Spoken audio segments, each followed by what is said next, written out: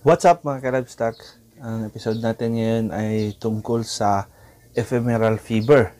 So, ito yung tinatawag natin na 3-day sickness sa common term. Nanggagaling ito sa mga kagat ng mga lamok at sa ibang insects, lalo na kapag tag-ulan. So viral to na sakit mga ka-livestock at kusang nawawala kung malusog yung immune system ng baka nyo. Pero pag medyo mahina, magiging downer to kung papabayaan natin. Kaya tinawag to na 3-day sickness kasi nawawala to after 3rd day. Pero pag hindi, proceed to into a downer. So yung case natin ngayon dito ay nagpapakita siya ng signs of na lameness at saka sip-on. So yung gamit natin dito, antibiotics, anti-inflammatory, and vitamins.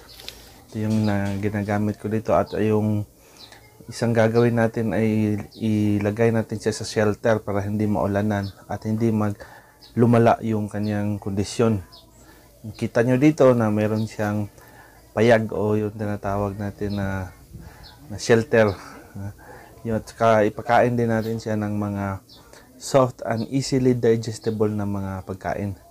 Yung necessity sa pag-shelter sa kanya ay para hindi siya maulanan at saka hindi maka-gain ng foothold yung mga secondary bacterial infection. No? Isang importanteng bagay din na kailangan natin i-address mga ka-livestock ay i-eliminate yung mga breeding sites or breeding grounds ng mga insekto gaya ng mga lamok o iba pang biting insects. So i-eliminate the breeding ground para maiwasan ang ephemeral fever. So advice lang natin guys na rest at hindi po ulanan. Ito sa bakahan natin guys. Sa Australia to guys. Yung baka natin guys. So po ulanan.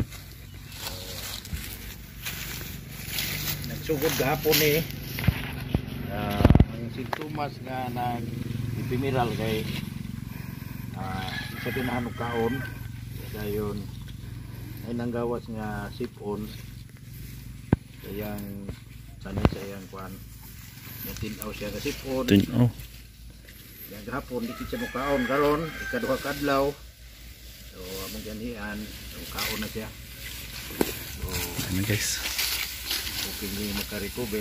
Salamat kayo sa atong mabtikon nga veterinarian sa Balay-Balay, no?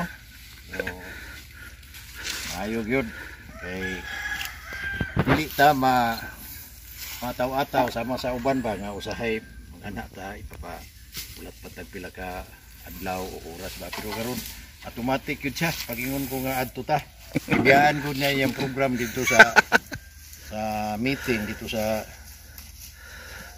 ubos kamulan tungod lang yun ani kay dinalian. So daghan kayong salamat Mayor sa imong tao nga gipadala, no?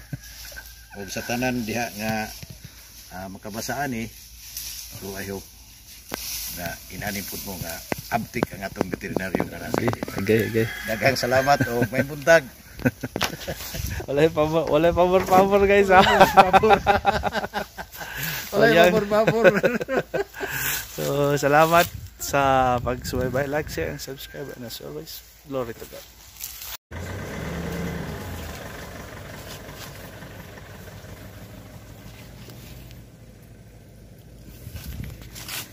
Baka dito sa Australia guys.